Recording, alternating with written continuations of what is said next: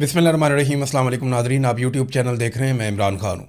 Nadreen, Abbas Araghchi Russia में हैं और रूस से जो स्टेटमेंट दिए हैं ईरान के वज़ीर ख़ारजा ने, उनमें बहुत ज़्यादा कॉन्फिडेंस दिखाई दे रहा है। एक तो अरागची के मुताबिक मुज़ाकरात के नए दौर के लिए अमेरिका की जानिब से एक और दरख्वास्त मौसूल हुई है, यानी अमेरिका ये चाहता है कि दोबारा मुज़ाकरात के लिए बैठें। ये दावा किया अरागची ने। इसके अलावा ये बात अब्बास अरागची ने रशिया में कही कि सुपर पावर को नाकों चने चबवाए, ईरान के पास रूस जैसे दोस्त और इत्तहादी मौजूद हैं। अब ईरान जब रशिया के साथ मिलता है तो उसे बड़ा कॉन्फिडेंस मिलता है, क्योंकि रूस माजी में अमेरिका के मुकाबले में एक बहुत बड़ी ताकत था, आज नहीं है। ये हकीकत है। रशिया बहुत बड़ा मुल्क हुआ करता था, लेकिन अफ़गानिस्तान की वॉर के बाद सोवियत यूनियन टूटना शुरू हो गया।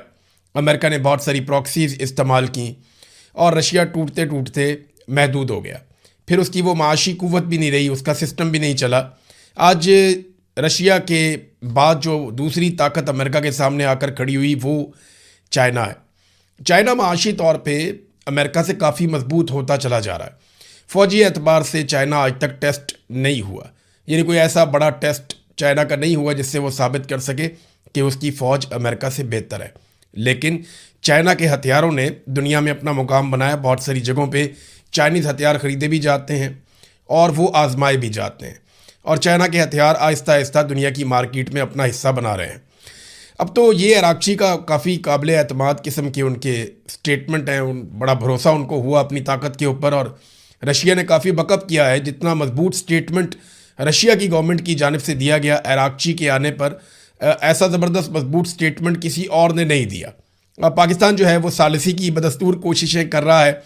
देखिए, होती है या नहीं होती, लेकिन जो एक तजवीज़ पहुंचाई गई ईरान की जानिब से पाकिस्तान के ज़रिए से अमेरिका को, अमेरिका ने उसके ऊपर फिर मीटिंग की, और डोनाल्ड ट्रंप ने एक बड़ी अहम मीटिंग की है गुज़िश्ता रात को अमेरिका में। क्योंकि अमेरिका में अब रात शुरू हुई है जब आप ये वीडियो सुन रहे हैं, तो जब पाकिस्तान में रात थी और अमेरिका में दिन था, तो अमेरिका में डोनाल्ड ट्रंप ने बड़ी अहम एक मीटिंग की है और उसमें गौर किया इन बातों पर जो तजावीज़ ईरान ने दी है। ना सिर्फ उन तजावीज़ पे गौर किया गया, बल्कि मुस्तकबिल का लाया अमल भी उन्होंने तैयार किया कि अगर बम्बिंग शुरू करनी है तो दोबारा कब करनी है, कैसे करनी है, किस किस को साथ में लाना है, और अब हिकमत अमली क्या होगी। और अमेरिका ने ऐसा क्या कुछ मुख्तलिफ कर लिया है जो इस मरतबा दोबारा हमले की सूरत में अमेरिका को मुश्किल का सामना नहीं करना पड़ेगा, या अमेरिका को शर्मिंदगी का सामना नहीं करना पड़ेगा दुनिया के सामने। तो ये तो एक मीटिंग हुई है। लेकिन मार्को रूबियो ने, जो अमेरिका के वज़ीर ख़ारजा हैं, उन्होंने जो ईरान ने तजवीज़ दी थी उस तजवीज़ को मुस्तरद किया है। ईरान की तजवीज़ ये थी, और ये बड़ी वाज़ेह उन्होंने दो बातें सादी सादी है, मैंने आपके सामने पहले भी रख दी थी। बल्कि जब ये खबर छपी आलमी मीडिया में, उससे भी पहले मैंने आपको बताया था कि ये दो चीज़ें हैं, एक तो आबनाए हुर्मुज़, और एक मैंने आपसे अर्ज़ किया था कि ये जो एटमी सलाहियत है ईरान के पास, या जौहरी प्रोग्राम ईरान का, ये डिस्कस होगा। तो ईरान ने कहा जी जौहरी प्रोग्राम को तो हम डिस्कशन में रख लेते हैं, उसके ऊपर हम आइंदा भी बात करते रहेंगे, पहले भी करते रहे हैं, ये मामला हम पेंडिंग कर देते हैं, इस पर मुज़ाकरात चलते रहेंगे। हम फौरी तौर पर एक मुआहिदा कर लेते हैं जिसमें हम आबनाए हुर्मुज़ को खोल देते हैं। और जो ईरान ने उसमें तजवीज़ दी थी वो ये दी थी कि एक मुआहिदा करते हैं अमेरिका और ईरान के बीच में आबनाए हुर्मुज़ को खोलने के हवाले से, और उस मुआहिदे के मुताबिक अमेरिका नाकाबंदी ख़त्म कर देगा और ईरान आबनाए हुर्मुज़ को खोल देगा। लेकिन मार्को रूबियो ने कहा कि अमेरिका इन तजावीज़ को मुस्तरद करता है क्योंकि ईरान ने सख्त शराइत के तहत आबनाए हुर्मुज़ की बंदिश खोलने का कहा, जो हमारे लिए काबिल कबूल नहीं है। ईरान का कहना यह है मार्को रूबियो के मुताबिक कि जहाज़ रानी सिर्फ उस सूरत में हो सकेगी, या आबनाए हुर्मुज़ में से जहाज़ सिर्फ उस सूरत में गुजरेंगे जब ईरान के साथ हम आहंगी की जाएगी या उनसे बाकायदा इजाज़त ली जाएगी। अगर कोई बग़ैर इजाज़त लिए या ईरान से कोऑर्डिनेशन किए बगैर यहाँ से गुजरेगा तो उसको या तो उड़ा दिया जाएगा या फिर उसके ऊपर जुर्माना आयद कर दिया जाएगा। ये मार्को रूबियो ने कहा जी हमें काबिल कबूल नहीं है। फिर मार्को रूबियो ने एक और स्टेटमेंट दिया। डोनाल्ड ट्रंप ने कहा था, आपको याद होगा, कि हमने ईरान के तकरीबन तमाम मिसाइल ख़त्म कर दिए हैं और उनकी मिसाइल साइट्स तबाह कर दी हैं। अब ईरान के पास हमला करने की सलाहियत नहीं है, हम जंग जीत चुके हैं, ये डोनाल्ड ट्रंप ने कहा था। मार्को रूबियो ने इसके बरक्स एक स्टेटमेंट दिया है। डोनाल्ड ट्रंप ने तो 100% मिसाइल ईरान के ख़त्म कर दिए थे, लेकिन मार्को रूबियो ने कहा नहीं, 50% मिसाइल जो है वो सलाहियत ईरान के पास अभी बाकी है और ईरान इतने हथियार रखता है कि वापस 50% हथियारों से हमला भी कर सकता है। एक और नाज़रीन डेवलपमेंट आई इसमें, ये बड़ी दिलचस्प है। ईरान के नायब सदर का एक स्टेटमेंट है, पहले वो आप देख लें। ईरानी नायब सदर ने कहा कि माजी में हमारी तौहीन करने वाले ममालिक, वो ममालिक जो हमें जलील करते थे, वो ममालिक जो हमें जेट फ्यूल बरामद करने से इनकार करते थे, आज वही ममालिक अपनी तवानाई की सप्लाई को महफूज बनाने के लिए और अपने बहरी जहाज़ों को आबनाए हुर्मुज़ में से गुजारने के लिए हमसे इजाज़त के लिए इल्तजा कर रहे हैं। ये बड़ा फातिहाना किस्म का स्टेटमेंट है। यानी ये तो ईरान ऐसा लगता है अपनी फतह का ऐलान कर रहा है कि जो ममालिक कल तक ये करते थे वो करते थे, आज वो ममालिक देख लें कि हम कैसे। ये गुज़िश्ता 2 दिनों से ईरान के स्टेटमेंट बड़े सख्त हो रहे हैं। ईरान के मुख्तलिफ जो लीडर्स हैं वो कभी यूरोपियन स्टेटमेंट्स के खिलाफ बात करते हैं। यानी एक और स्टेटमेंट मैं देख रहा था, ईरान के एक बड़े लीडर हैं, उन्होंने कहा कि जर्मनी का, क्योंकि एक बयान आया अमेरिका के बारे में कि अमेरिका के पास कोई मंसूबा नहीं है इस जंग से निकलने का, और उन्होंने कहा कि ये मामला इस तरीके से हल भी नहीं होगा। लेकिन उन्हें भी याद दिलाया गया ईरान की जानिब से, ईरानी क़यादत की जानिब से कि जनाब आप भी दिसंबर में ये कह रहे थे कि चंद हफ्तों के अंदर ईरान का ये हो जाएगा वो हो जाएगा, तो वो देखें हम तो अपनी जगह पे खड़े हैं। तो ईरानी ना अब सबको जवाब दे रहे हैं, यूरोपीय ममालिक में भी कुछ को जवाब दे रहे हैं, अमेरिका को भी जवाब दे रहे हैं, इसराइल को भी जवाब दे रहे हैं और जारहाना बयानात दे रहे हैं। ये नायब सदर का स्टेटमेंट, ये कोई छोटा स्टेटमेंट नहीं है। उन्होंने कहा जो ममालिक हमें जलील करते थे, हमारी तौहीन करते थे, हमें जेट फ्यूल बरामद करने से इनकार करते थे, वो हमसे इल्तजा कर रहे हैं कि हमारे जहाज़ों को यहाँ से गुजरने दें आबने हुर्मुज़ में से। तो ईरान का रवैया रशिया जाने के बाद मैंने कहा ना, काफ़ी उन्हें कॉन्फिडेंस आया है। रशिया ने, मुझे लगता है कि ईरान के साथ काफ़ी सारी चीज़ें तय की हैं। नेटो का सालाना एक सरबराही इजलास होता है नाज़रीन। ये नेटो के जो ममालिक हैं, ये मगरबी ममालिक हैं ज़्यादातर, अमेरिका के सारे इत्तहादी हैं। तो ये नेटो ममालिक इकट्ठे होते हैं, इनका सालाना एक सरबराही इजलास होता है जिसमें तय करते हैं पूरा साल क्या हुआ, अगले साल क्या होगा, और ये अपनी हिकमत अमली बनाते हैं। अब नेटो वाले जो हैं वो इस रवायत को ख़त्म करने पे गौर कर रहे हैं कि अब हर साल इजलास बुलाने की ज़रूरत ना पड़े।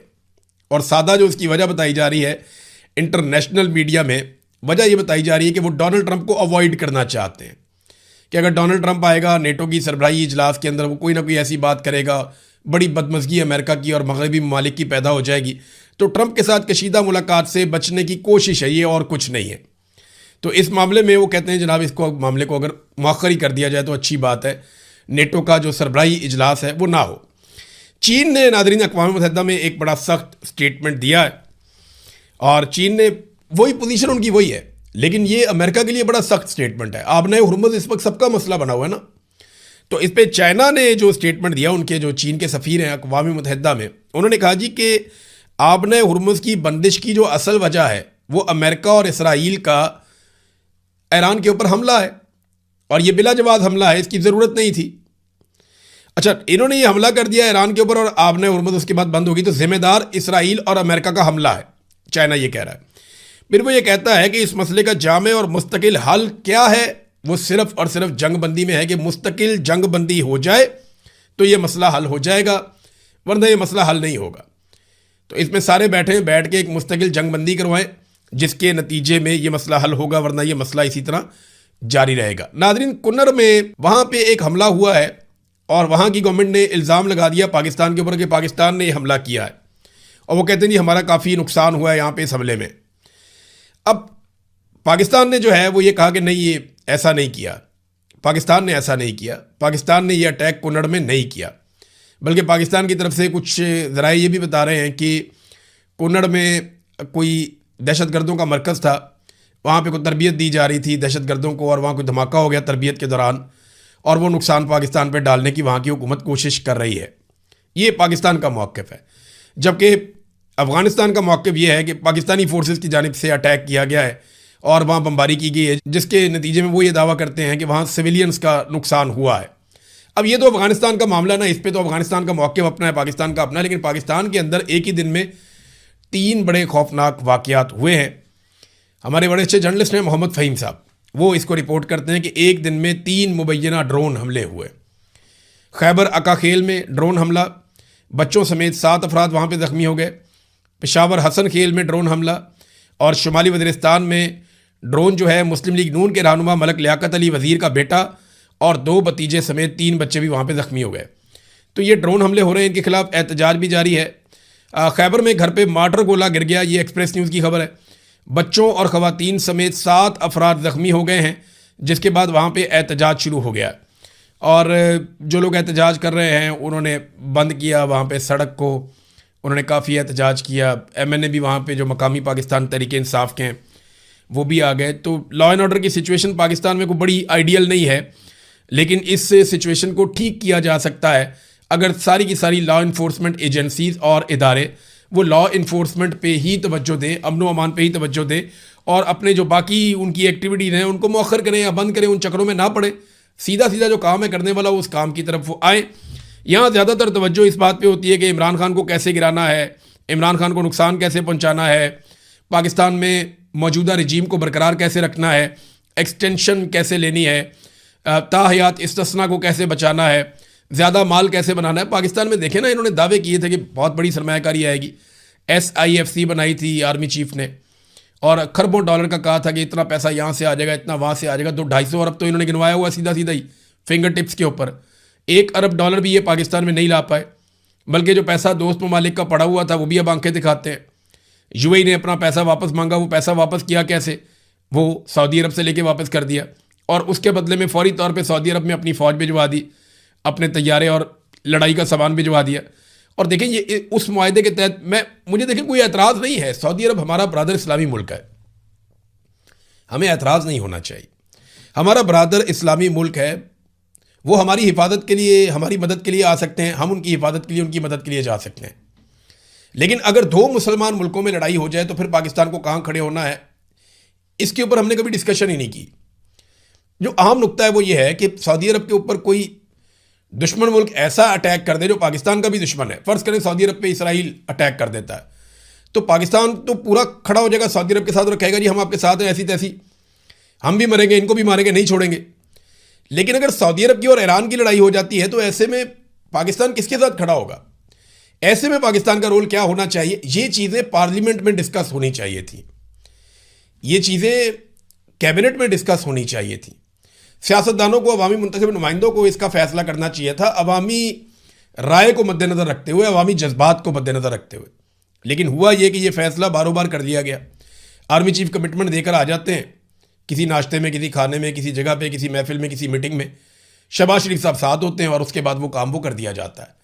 फिर कोई नहीं देखता कि जनाब कोई कानूनी चीज़ है, कोई आइनी चीज़ है, कोई मुशावरत भी कोई चीज़ होती है, अवाम की राय भी कोई चीज़ होती है, तब कोई कुछ नहीं देखता। बहरहाल पाकिस्तान के हालात तो इन्होंने बेहतर नहीं किए। अभी एक खबर अच्छी है आज के दिन में मेरे पास, कल जो है वो ज़मानत हो गई फ़खरुर रहमान साहब की। सीनियर जर्नलिस्ट हैं, उन्हें गिरफ़्तार किया गया था बोगस किस्म के मुकदमे में। बड़ा तकलीफ़ दे था उनको हथकड़ियों में देखना। तो अच्छी बात यह है बिलाखिर वो रिहा हो गए हैं। और यानी सहाफ़ियों को तो दीवार के साथ लगाया हुआ है पाकिस्तान में। और जिस वक्त उन्हें गिरफ़्तार किया गया ना, चंद मिनट के बाद वो तुर्की के TV पे लाइव जाने वाले थे। अगर ये ड्रामा चंद मिनट के बाद होता ना तो इंटरनेशनल मीडिया भी देखता कि पाकिस्तान के अंदर सहाफ़ियों को कैसे उठाया जाता है, कैसे गिरफ़्तार किया जाता है। ये पाकिस्तान की और बदकिस्मती हो जाती। और वो बल्कि मेरी बात हो रही थी वकील साहब से, तो वो मुझे बता रहे थे कि फ़खरुर रहमान साहब ने कहा कि अच्छा हुआ मैं लाइव नहीं था तुर्की TV के ऊपर, अगर मैं वहाँ लाइव होता या उनके साथ बात कर रहा होता तो ये मुसीबत बन जाती, पाकिस्तान की शर्मिंदगी हो जाती। अब वो आदमी पाकिस्तान के बारे में ऐसे सोच रहा है और आप उसको उठा कर ले जा रहे हैं, मुल्क का दुश्मन बना रहे हैं। हद हो गई। वैसे अपने ज़ाती मफाद के लिए निज़ाम इस लेवल तक गिर जाता है। और वैसे भी जो मुझे पता है कि इस बात पे गुस्सा, उन्होंने एक दिन बताया था कि आसिम मुनीर साहब निजी महफिलों में हर जगह कहते हैं कि जब तक मैं हूँ तब तक इमरान खान बाहर नहीं आता।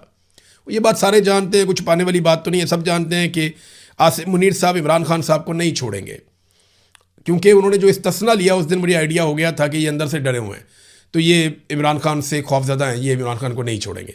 इस्तिस्ना चीज़ ही ऐसी, वो लेने का मकसद ही मुझे समझ आ गया था। यानी मैं समझता था कि शायद वो मामला कुछ और है, लेकिन नहीं, इस्तिस्ना जो है वो दलेर आदमी का काम नहीं है, वो सामना नहीं कर सकेंगे इमरान खान का, जो मुझे वैसे दिखाई दे रहा है। फिर एक और चीज़ ये है कि मुतीउल्लाह जान साहब को अब नौकरी से हाथ धोने पड़ गए। न्यूज़ ने उनको अचानक बताया जनाब आप घर जाएँ, आपकी अब ज़रूरत नहीं है। ये पाकिस्तानियों के साथ ना एक नॉर्मल चीज़ हो गई। आज मुतीउल्लाह जान है, इससे पहले और बहुत सारे सहाफ़ी थे। दर्जनों सहाफ़ियों की नौकरियां चली गई हैं, और ऐसा नहीं है कि सिर्फ इसी हुकूमत में जा रही हैं, पिछली हुकूमत में भी जाती थी, इमरान खान साहब की हुकूमत में भी जाती थी, उससे भी पिछली हुकूमत में जाती थी। तो ये हमेशा से पाकिस्तान में सिलसिला चलता आ रहा है। सहाफ़ियों को दबा कर रखते हैं, जो आदमी भी खबर देता है मंशा के खिलाफ उसको ऐसी तैसी फेर देते हैं। लेकिन हर दौर में ना हुक्मरानों से ज़्यादा जो सहाफ़ियों को तकलीफ़ देते हैं ना, वो मिलिट्री एस्टेब्लिशमेंट के लोग होते हैं। हामिद मीर के प्रोग्राम की बंदिश के पीछे भी मिलिट्री एस्टेब्लिशमेंट थी, बाकी जो प्रोग्राम बंद होते थे उनके पीछे भी मिलिट्री एस्टेब्लिशमेंट होती थी। सहाफ़ियों के प्रोग्रामों की बंदिश हो, या उन्हें नौकरियों से निकलवाना हो, या उन्हें मुल्क से भागने पर मजबूर करना हो, या उनकी जान से खेलना हो, इसके पीछे पाकिस्तान की एस्टेब्लिशमेंट का एक किरदार होता है। इमरान खान के दौर में ये जुल्म और बर्बरियत हुई, लेकिन इमरान खान साहब ने इसको कभी सपोर्ट नहीं किया। मोतीउल्लाह जान साहब को एजेंसियों ने अगवा किया, 5 घंटे में एक्शन हुआ था। इमरान खान साहब ने, कैबिनेट ने इसके ऊपर एक्शन लिया था, और सहाफ़ियों के साथ जो हुआ, इमरान खान साहब की हुकूमत ने उस वक्त एक्शन लिया जितना वो कर सकते थे। लेकिन मौजूदा हुकूमत ने तो परवाह ही नहीं की। ये तो सहूलतकार बन गए बहुत अच्छी तरह मिलिट्री एस्टेब्लिशमेंट के। तो अब मोतीउल्लाह जान साहब भी गए, 1 दर्जन के करीब सहाफ़ी हैं जो पाकिस्तान से बाहर हैं, अपनी जान बचा कर आए, नौकरियां भी चली गई, सब कुछ चला गया। पाकिस्तान के अंदर दर्जनों सहाफ़ी हैं जिनके प्रोग्राम्स होते थे, जिनकी नौकरियां होती थी, उनसे नौकरियां भी छीन ली गई, उनके प्रोग्राम्स भी बंद कर लिए गए, वो बड़ी तकलीफ़ की ज़िंदगियां गुजार रहे हैं। पाकिस्तान के अंदर भी ऐसी सहाफ़ी हैं। तो ये एक रूटीन बनती जा रही है, और इसको एक नया नॉर्मल बना दिया गया है। पाकिस्तान एक ऐसा मुल्क है जहाँ पे सहाफ़त करना अब बड़ा रिस्की काम है, यानी इसमें बहुत रिस्क है। अगर आप पाकिस्तान में सहाफ़त करते हैं, आपका किसी दिन भी आपकी नौकरी छीनी जा सकती है, आपकी आमदन बंद हो सकती है, आपको गिरफ़्तार किया जा सकता है, आपके सोशल मीडिया अकाउंट्स बंद किए जा सकते हैं, आपको उठाया जा सकता है। आजकल एक नई वारदात भी की जा रही है। ये जो पाकिस्तान तहरीक इंसाफ के सोशल मीडिया वर्कर्स थे ना, इन पे बहुत दबाव डाला एजेंसियों ने, बड़ी कोशिश की कि ये इमरान खान के ख़िलाफ़ बोलें। वो इसके लिए कोई आमादा नहीं हुआ। तो अब वो एक नई स्टेज ये है कि आप इमरान खान के ख़िलाफ़ ना बोलें, आप इमरान खान के लोगों के ख़िलाफ़ बोलें। यानी आप पाकिस्तान तहरीक इंसाफ में दरार पैदा करें, मुखालफत पैदा करें, तहरीक इंसाफ में आप लड़ाइयाँ करवाएं। बहुत सारे ऐसे लोग हैं बेचारे जो नहीं चाहते, लेकिन इसके बावजूद कई अकाउंट से आप देख रहे होंगे कि पाकिस्तान तहरीक इंसाफ के अंदर लड़ाइयाँ करवाई जा रही हैं। इमरान खान की कोई बुराई नहीं करता, लेकिन एक ने ये ग्रुप बनाया हुआ है, एक ने वो ग्रुप बनाया हुआ है, एक ने वो ग्रुप बनाया हुआ है। तो एस्टेब्लिशमेंट का अपना तरीकाकार होता है ना चीज़ों से डील करने का। जब उन्होंने देखा कि ये इमरान खान के खिलाफ नहीं हो रहा है, सारे उसके साथ खड़े हैं, तो उन्होंने कहा ठीक है, इनको आपस में तो लड़ाओ, कम से कम कमज़ोर तो करो इनको। तो उस कोशिश में वो कुछ हद तक कामयाब हुए हैं। लेकिन कोई एक वाक़या होता है और सारे फिर इकट्ठे हो जाते हैं, और ये बार बार होता है। तो एक वाक़या, कोई खुदा ना खास्ता एक चिंगारी, और फिर ये सारा इनका किया कराया भस्म हो जाएगा। अब तक के लिए इतना ही। अपना ख्याल रखिएगा, अपने चैनल का भी। अल्लाह हाफ़िज़।